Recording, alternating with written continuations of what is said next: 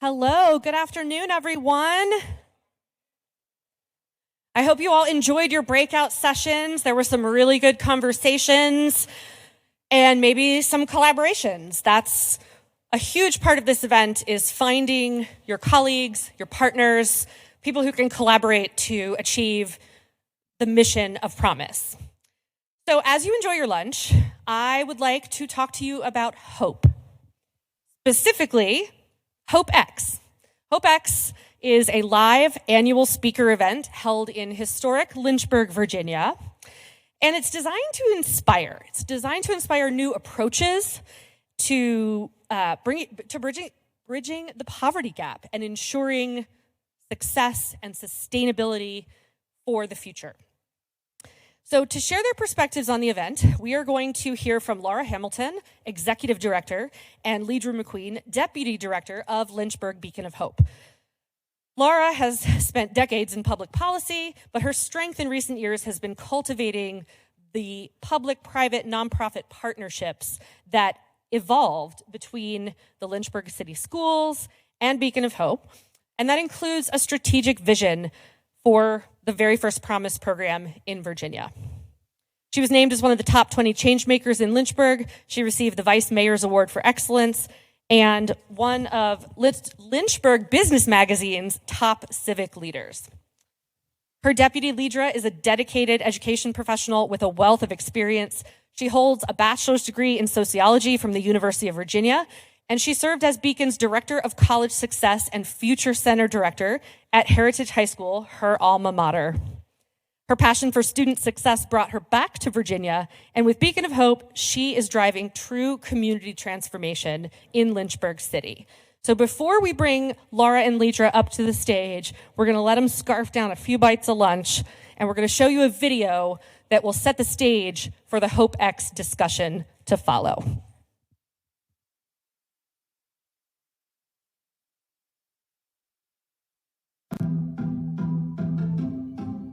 That's my why. My why is, why not? These are the things that propel my why. Education opened so many doors for me and continues to do so. I am a first-generation college student, meaning no one in my family attended college.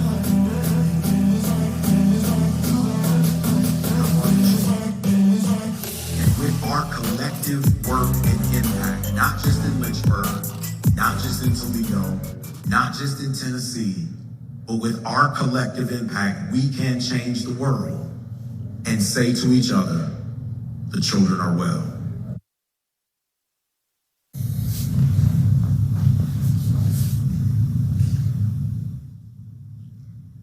In my travels all over the world, I have come to realize that what distinguishes one child from another is not ability, but access. Access to education, access to opportunity, access to love. Quoted from Lauryn Hill. Education, opportunity, love. First and foremost, I would like to express my gratitude for every speaker, facilitator of this event, and attendee. May you realize just how impactful your presence is in these spaces. The concept of my poem is inspired by Tupac Shakur in his writing, The Rose That Grew from Concrete. I was a seed, planted in plaster. You would think that I would have accepted being stagnant. I was not surrounded by like-minded people. I was actually around scared people, survivalists. But the assignment on my life was to rise from this and bring others up with me. And my heart knows that it's worthy. All the trouble to survive and make good of dirty, grow out of the darkness I was born in. Behold, it's the rose that grew from the concrete. And in love, I waved to all the pretty flowers and green pastures across the street. These damaged petals, they rose to say that I too have the will to reach the sun. At last, from a cold, dark place, I can finally feel its warmth.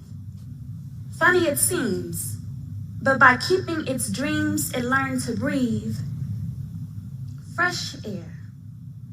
Long live the rose that grew from concrete when no one else even cared. I chose this concept not only because it accurately depicts my life story, but to share with all of you where I'm coming from. If you ask the children in my community, how many of them on a consistent basis are in passing with people either addicted, dealing, dead, or in jail, majority of them would have their hands raised. Now, if you ask them, how many of you know people who are college graduates, investors, owners, or entrepreneurs? The hand raising would be disproportionately low. This is the plight of inner city children, you know. We all know that representation matters so much, but some of us aren't fortunate enough to witness examples worth emulating. Growing up as a dreamer, the challenge I was constantly faced with is, how do I recreate myself in a way that no one I personally know has ever done before? Through prayer and frequent conversations with high school staff, this rose finally found her crack in the concrete. I joined the military, secured a college education, and just recently became an entrepreneur. For me, Beacon of Hope has served as a team in agreement with my dreams. When I tell you, I've never met anyone more invested in this organization. They will go to the ends of the earth to ensure student success. I mean, you all are persistent. But seriously though, that means so much to a student like me. It boosts self-confidence and inspires me to operate at a higher level. Every educational opportunity, every networking event, every panel, I utilize to build upon my professional development. Beacon of Hope was not playing with me, so I quickly realized I had to stop playing with myself. It is so encouraging to know that there is a collective who believes in you. And they don't just talk the talk, they walk the walk. They remind me that even when I need time to figure things out, they'll be there. Not going anywhere, they're like family. Nipsey also said, when you get people out of survival mode, they start thinking differently. My mindset shifted when I began brainstorming how I would build a brighter future for myself and my family. The calling of my life is not to be average, but to embody excellence, become exceptional, and turn my dreams into a reality. And it is one of my greatest ambitions to one day do for others what Beacon of Hope has done for me. Thank you.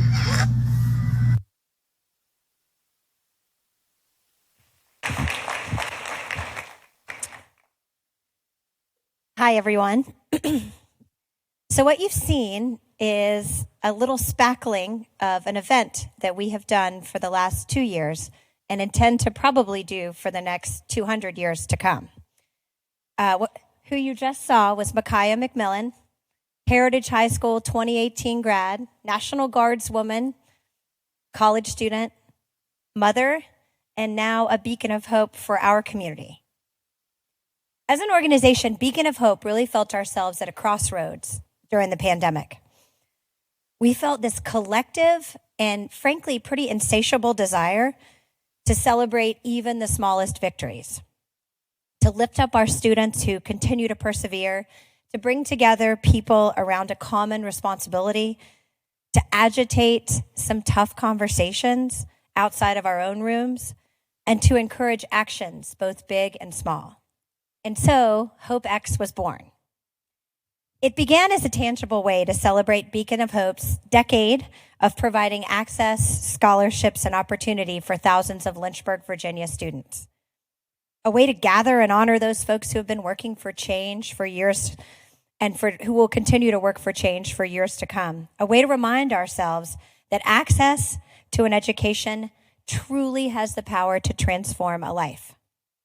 In March 2022, we created HOPEx as a live speaker event on a Friday evening, bringing together community leaders united in lifting up our young people, our educators, our employers, the thousands of college students and faculty members that call Lynchburg home, Beacon of Hope donors, it is a fundraiser after all, and supporters, all gathered to address then the power of education to transform a life. We assembled on a Friday night in beautiful downtown Lynchburg, Virginia, in the century-old Academy Theater. It was restored in 2016 after decades of neglect by a full community-wide initiative that allowed arts to come to all kinds of different folks. We're in the South, so Lynchburg has a very deep history of segregation, both in the Academy Theater and in our community. And fittingly, Lynchburg Beacon of Hope, some now 13 years ago, was founded as a grassroots solution born of our city's very conscious dialogue on race and racism. So we're rooted in this conversation. That evening in March, we brought together 6 adults and 4 young adults, to address the power of education to transform a life. That night, we listened to a gentleman explore how the removal of access to education in Farmville, Virginia, in Prince Edward County, changed Farmville for generations to come. We heard a dialogue that followed 2 individuals through the segregation and then integration of a 100-year-old high school in Lynchburg. We heard a piece of spoken word, and so did you, that humanized growing up poor with big aspirations. And the evening was so inspiring and so much more powerful than we imagined it would be that we decided this one-time event was going to happen again. And we would explore the second year, the power in finding your why. HOPEx 23 brought together 4 of our students, well, former students, young adults, young professionals living their why. It brought together renowned author and speaker Simon Sinek, who video fed in from California to talk to folks in Lynchburg. We brought Chrissy D'Alejandro and John Jones and Rosie Cloud, and they all joined us to talk about the extraordinary work that we're all engaged in, the why of this work that we're talking about today. The why of a first-generation college student from Tennessee who literally has changed the national conversation about what we should expect. The why of Toledo Promise and the hope of pairing preschoolers with parents and their siblings and college access and including them all as a village along the way. The why of why we're here today supporting so many of the students that you'll see on stage. In March 2024, we'll take on this project again, the 3rd version of HOPEx, the one-time event that we started a couple of years ago. And we're going to explore the exponential power of connectivity. So if you haven't booked your tickets to Lynchburg, Virginia, March 22nd, 2024, we'd love to have you. But today, we get to be a part of a micro version of HOPEx at lunch. You're going to hear from some amazing speakers who represent the communities that many of us represent and remind us of the why in the future of the work that we do every day. I'd like to introduce you to your MC for this spectacular lunchtime conversation, the Venerable Leidra McQueen, who is our Deputy Director and has done about every job at Beacon of Hope you could do and is a magical student whisperer. Please welcome Leidra McQueen. Thank you for that intro, and I need all of us to shift the energy in this room because what you're about to hear is truly amazing. So if you will, Just one round of applause for all the work that you do, for the students that you serve, and let's shift the energy in this room for what we're about to hear. Yes, yes, yes, yes, yes, yes, yes. So right now you're about to hear from 4 incredible speakers who will be representing and sharing their experiences with Tennessee Chiefs, Say Yes Buffalo, and Lynchburg Beacon of Hope. I have the privilege of introducing our very first speaker, whom I have known since he was in middle school. He has been a partaker in all of our programs. He's an incredible young man who is a recent graduate of the University of Virginia, graduated with high honors, and I think that is important to note, and not just graduating, but graduating with high honors in media studies, public policy, and leadership. So he's done so much, and he's going to talk about his experience with Beacon of Hope. Rashid Christian.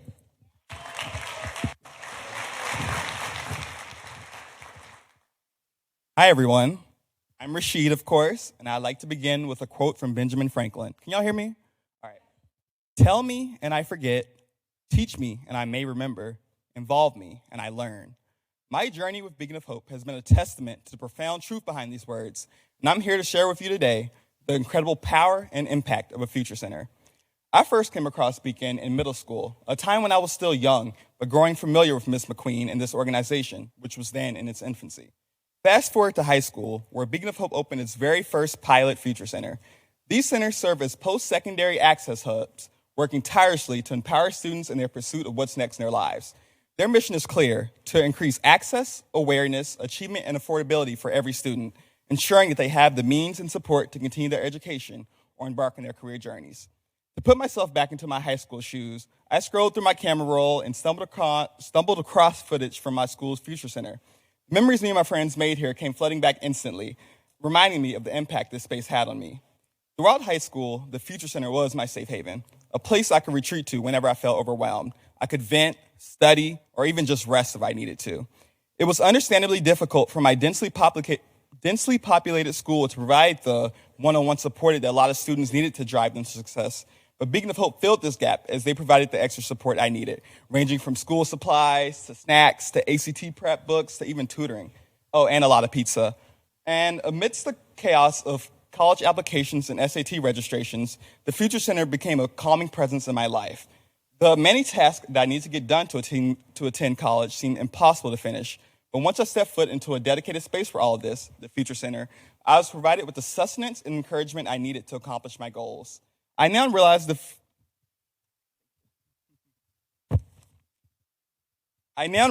Future Center inspired hope in me in a time that I didn't know what I was capable of. I didn't notice at the time, which is a theme you'll notice I often call back to, but the resources readily available through the Future Center shaped my present and future in unimaginable ways. It became a space where I felt comfortable and nurtured, often staying after school to hang around and study. I would be ready to go home after a long day of classes, but by the time my grandparents arrived to the school to pick me up, it felt bittersweet to leave. Surrounded by advocates and mentors, ranging from Ms. McQueen to current college students serving as volunteers, I found support unique to the Future Center. Entering college as a first-generation student was a daunting venture into the unknown, but these mentors shared stories that made college seem more accessible and less intimidating.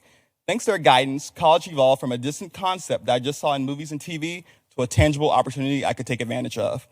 College tours organized by Beacon broadened my horizons, with a trip to UVA serving as a pivotal moment in both my professional and personal development. Being on a prestigious college campus like this for the first time was naturally intimidating, but luckily I was with my classmates and Future Center mentors who helped dispel any sense of imposter syndrome. It was a very rainy day, so the ambassadors guiding our tour had to bring us inside of many of the school buildings as they explained the historical significance of them. Just being inside these rooms encouraged us that if we were willing to put in the work, we could be a part of the hustle and bustle that we saw playing out in real time. Looking back now, I don't think I would have ever attended UVA if it wasn't for Beacon getting me out there that day. Beacon of Hope's influence continued beyond college tours and acceptance letters, culminating in a day dedicated to celebrating our achievements. It felt like a racer's victory lap, except I was surrounded by people I knew cared for me and wanted me to succeed. This had a huge impact on me, and I still think back to this day when I need some encouragement. It continues to drive me to this day, knowing that so many people are there supporting me and rooting for me in their own ways. Even as I entered college, Beacon remained a guiding force, organizing network events and various activities aimed at propelling us forward. I was even given a chance to pay it forward by sharing some of my experiences with current high school students. My journey with Beacon has demonstrated the transformative power of involvement, mentorship, and advocacy. They've showed me that with the right support, the unattainable can become achievable. Today, I strive to do the same thing in my own life. For instance, this year I was invited to attend the Cannes Film Festival in France, a bucket list item for a cinephile like me. I don't think I would have ever been able to do that if it wasn't for the ambition that Beacon of Hope inspired in me. In closing, I ask you all to reflect on the power of organizations like Beacon of Hope and the spaces they create, such as the Future Centers. Their commitment to student success not only changes individual lives, but also transforms communities, shaping a brighter future for us all. As we gather here, let us remember that our collective efforts empower countless individuals to overcome barriers, achieve greatness, and inspire the world. Together, we can all be Beacon of Hopes for countless futures waiting to be illuminated. Thank you. Thank you so much, Rashid. Next up, representing Tennessee Achieves, please welcome to the stage Lexi Lawson.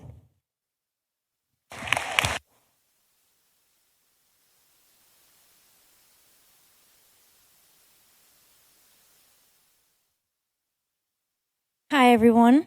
This is my first time doing this, so bear with me. My name is Lexiandra Lawson, and I'm a 19-year-old mother of one. I was born in Knoxville, and it's not normal for people to go out and get a better education. Growing up, my mom and my dad both struggled with addiction.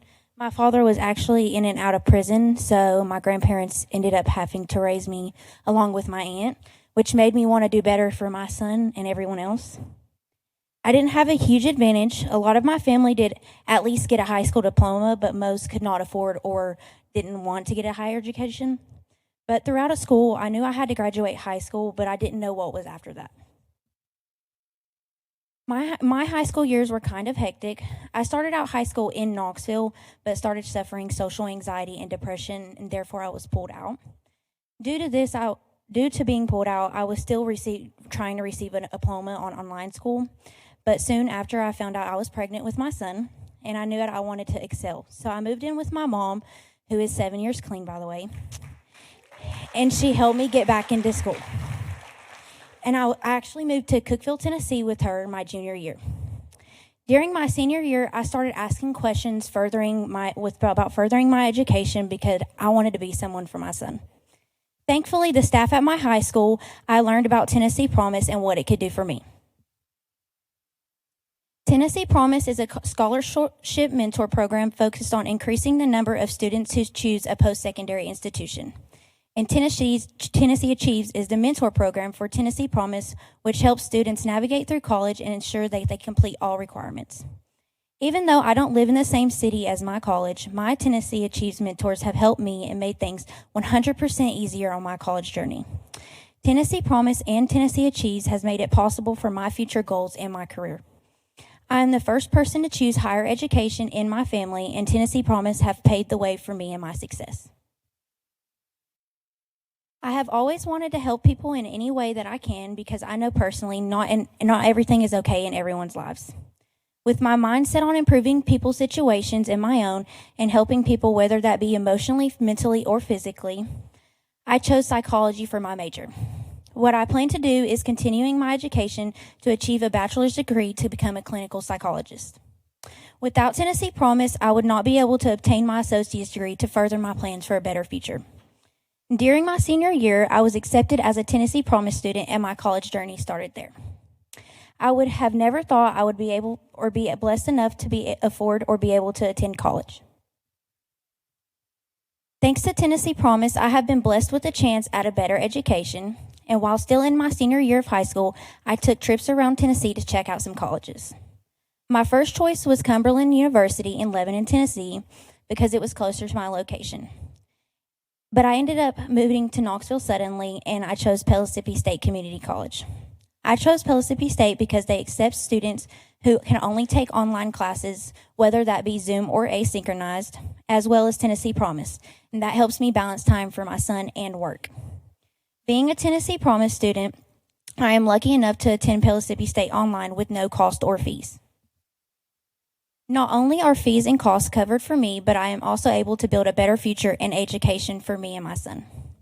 Tennessee Achieves also offers grants to Tennessee Promise students that helps with gas, groceries, books, supplies, rent, utilities, and class fees, which has made my 2-year college journey completely cost-free to me. Being able to receive so much help is a blessing, and Tennessee Promise and Tennessee Achieves does an amazing job at helping me keep going and not give up. Along with furthering my education, I can meet new people through Tennessee Achieves while doing community service hours and giving back to my community. My Tennessee Achieves coach even sends me surrounding areas community service so I do not miss any hours. Tennessee Achieves makes sure to send me text messages and emails reminding me of dates, which always helps me stay ahead. With my circumstances and without the Tennessee Promise Scholarship, I would not have been able to attend college for the betterment of myself and my life. Without Tennessee Promise, I would not be able to learn new things every day to help educate myself and others. I give a huge thanks to Tennessee Promise and Tennessee Achieves for working with me and helping me get to where I want to be in life with a healthy and successful future. Thank you. Thank you. Thank you, and well done, Lexi. All right, next up, representing Say Yes Buffalo, please welcome Jamian Utsi.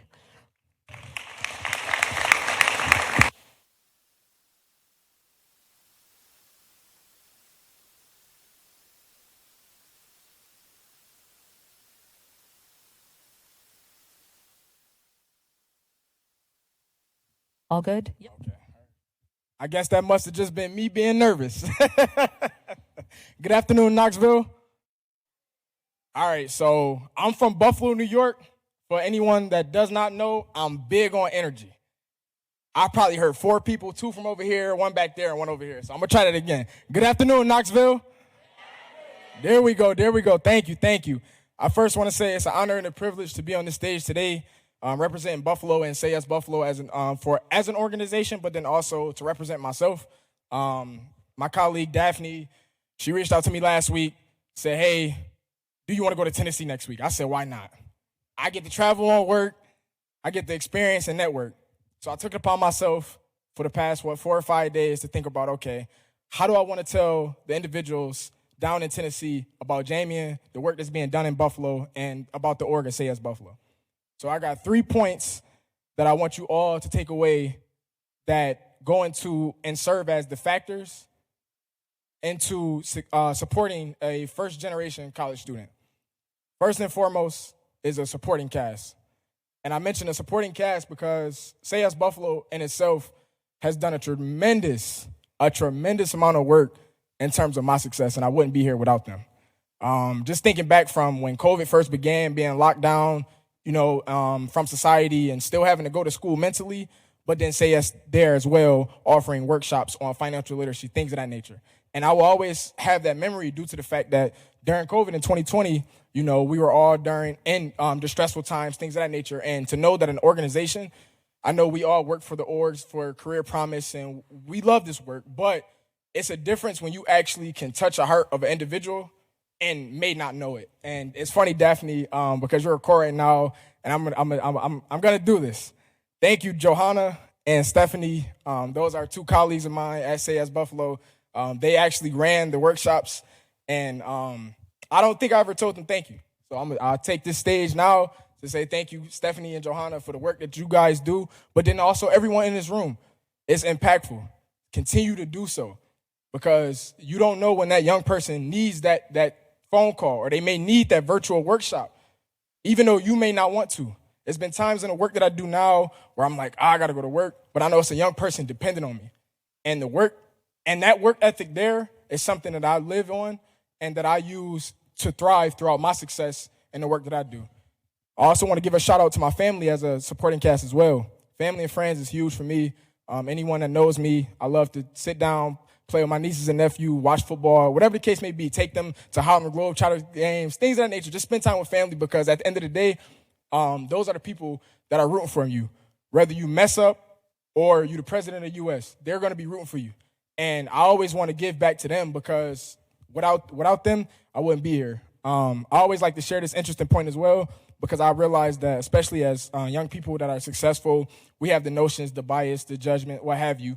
But I always like to uplift. For one, I'm not a cookie-cutter, youthful individual. And what I mean by that is I didn't have a 2-parent household. I grew up with in a single household with my mother, and I salute her for life. And I just say that just because as a single mom with 3 boys, that can be tough at the age 16 too. And I always give her the shout out. People ask me, where do I get my work ethic from? I get it from her. She worked 12, 16-hour days, sometimes 24-hour days to make sure to provide for us. So for me to be on this stage right now is just gratitude. This is my way of being showing gratification to her for the work that she's put in, and I want to give that back to her. My next point is the confidence. So now when you have organizations and people that actually believe in you, now that gives you the confidence to go out there and do the work. I think, Ida, are you in here? Ida from California? There you go. It's funny because I'm thinking of the conversation we just had this morning, and you mentioned, why do you do the work that you do? Why do you give back? And I had to sit there and think about it, and it came to me because people gave back and they poured into me. That's just who I am as a person. I try to be as joyous and impactful, understanding that I do interact with a lot of youth throughout the day, and I, as a youthful person, wanted someone that was an adult to be there for me.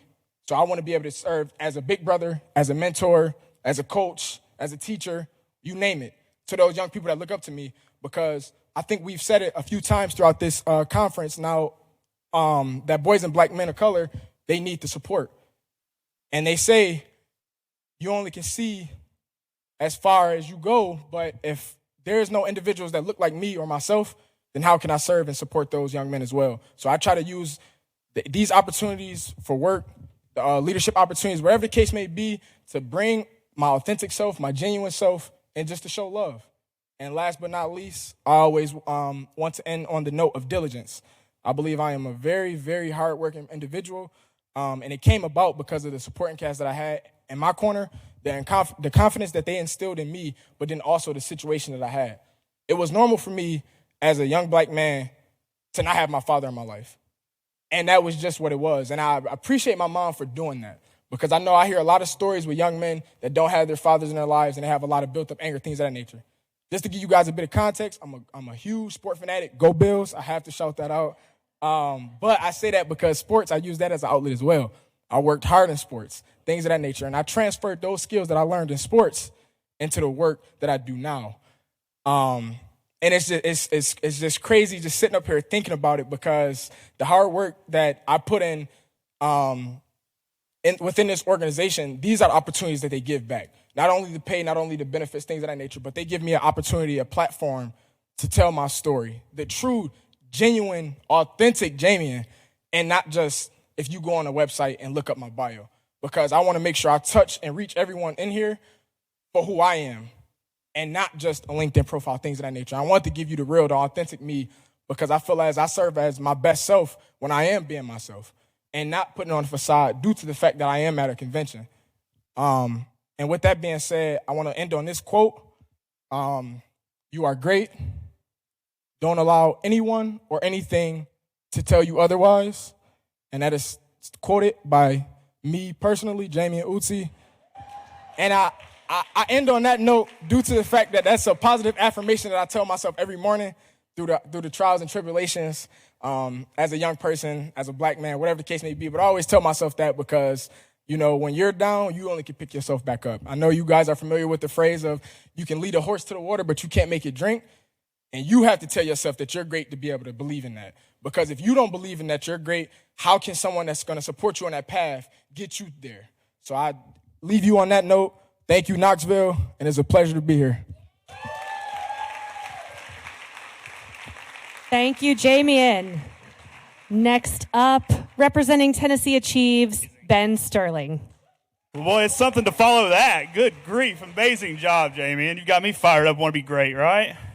Well, I recently found out today, I didn't even realize it, I guess I should probably know that because I am one, but today is National First Gen College Student Day. So raise your hand if you're a first generation college student. Now give them a round of applause because that's impressive. And so I thought to frame my talk today, I wanted to give you a perspective of a first generation college student whose life was changed by a College Promise program. I'm going to walk you through what it looked like starting out as a high school senior all the way to today, working for what I think is the best College Promise program in the country with Tennessee Achieves. My story starts in the summer of 2008. I had to go out and get the yearbooks out to kind of remember that far back. But the summer of 2008, if you'd come to me and said, Ben, what's your plan after high school? 12 months from now, I'd have said, I don't know. Not sure. At that time, we had no conversations in my home about college. My parents weren't kind of what you can maybe expect. My dad is an engineer, but in 1980, you didn't have to have a degree to be an engineer. And so he didn't really understand what the process was or the need was to go to college. And so the conversations really weren't happening. I think the only conversation I ever had about college was with a friend of mine that was a little bit older than me. He was actually going to school here at UT, and he said, you need to go to the college that you find interest in, look at their Bursar website, and see how much tuition costs. I looked up, I'm going to say it, Berry College, North Georgia. Beautiful, largest campus in America. I'm a big outdoorsman, thought that was cool. Looked at the price tag, I said, I don't know how I would afford that. So on to the next. So then I'd say the next option for me was going to be, and no offense to UT, I know I'm here, but would be University of Tennessee or bust. And given my maturity level at the time, my parents' financial situation at the time, and my ACT score at the time, UT wasn't going to be it. So it was going to most likely be bust. And so fortunately, about that same time, fast forward a couple of months, fall of my senior year, I go in for that routine sit-down meeting with your school counselor, right? We all know the one. What are you going to do? Ben, what's up? What are you going to do? I don't know. Boy, do I have a good opportunity for you. There's this new program starting in Knox County called Knox Achieves. I think you're the perfect fit. Here's the application. Handed me a paper application, ran home, filled it out, and brought it back. She shared with me that this was going to be an opportunity for me to go to college for free. That perked my ears up, right? Perked my parents' ears up as well. So I was hurriedly filling out that application. Thinking about a paper application today, Graham, can you imagine if we had paper applications today, what that would look like? Yeah. But I turned that application in, just so excited about this opportunity to go to college. A few weeks go by, I don't hear anything. I'm like, well, I knew it was too good to be true. Then I get over the intercom, the school counselor says, if you applied for Knox Achieves, I want you to come down to the school counseling office. They've listed the names of all the students who received or were going to be accepted for Knox Achieves. We all run down there to look. And amazingly, and Randy shared this earlier, every student that applied got the scholarship. For us, that was amazing, right? It changed our lives. We didn't know it then, but it was going to change our lives forever. This conversation at my house went from, I don't know about college, to I now have a destination. I know where I'm going. I know how I'm paying for it. So now it's not so much of, if, it's when. And that conversation immediately shifted. Fast forward a few months. I'm at Pellissippi State Community College here in Knoxville, Tennessee. You heard from the president. He was the president then, Dr. Wise. And I'd love to say that my first 2 years of college were a breeze. Raise your hand if your first 2 years of college were a breeze. No one's hand went up, right? It wasn't easy. Funny enough, Chrissy D'Alejandro, our president and CEO now, was one of my professors. I was hoping she'd be here this afternoon so I could call on her, but she was one of my professors my first semester of college. And she could attest what kind of student I was that first semester. Not good, right? I actually lost my merit-based scholarship the first semester of college or first year of college because I was not the most diligent student. But what I found when I transferred to Austin Peay State University in Clarksville, let's go P for anybody in here that maybe goes there, was that I learned how to be a college student at a community college. It builds the foundation for you when you transfer to find success at the four-year institution.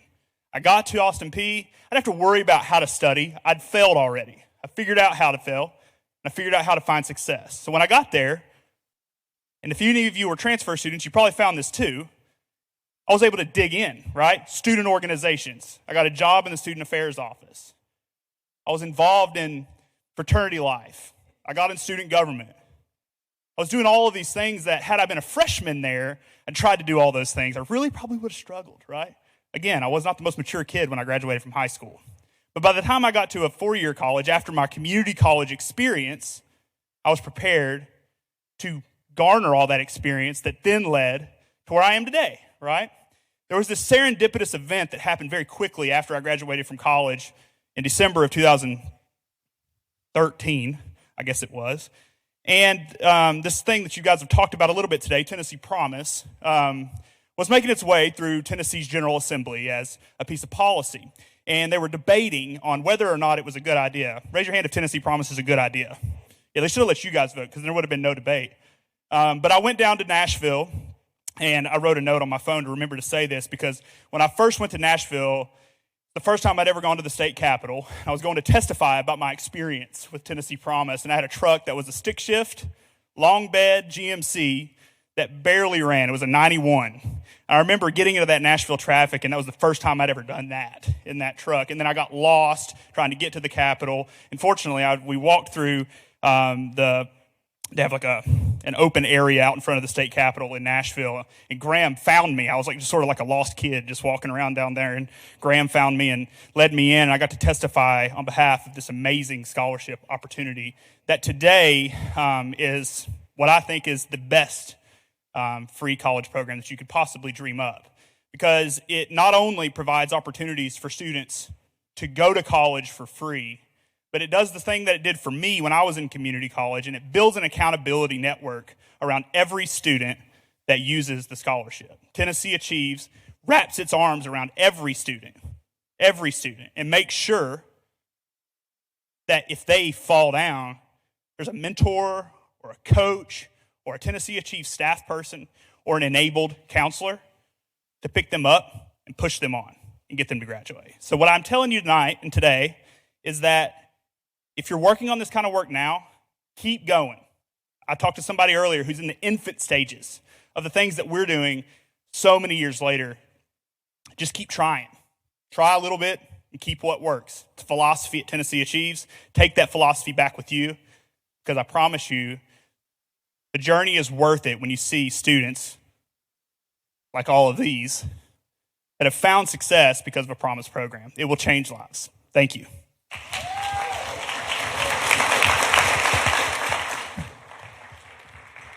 While you're clapping, let's thank Rashid, Lexi, Jamie, and Ben just one more time for sharing their stories with us today. And so here's the good news that we have to share with you today and why we're here sharing this with you. And that's HOPEx, and this concept is 100% replicable in your community and in your city. And we would love to help you do that if you would like to. For us, it is both a fundraiser and an awareness raiser for our community. It allows us to engage with people who have not heard about Beacon of Hope, who have not interacted with the Rashids of the world or the Shanias that are also in the room, but they get to hear it on the night of HOPEx. So we have a breakout session tomorrow that we hope that you'll join us in. If you would like to learn more about how to do this and to share the stories of your students. And let's together continue to spread hope throughout all of our communities. And thank you for letting us share HOPEx with you today.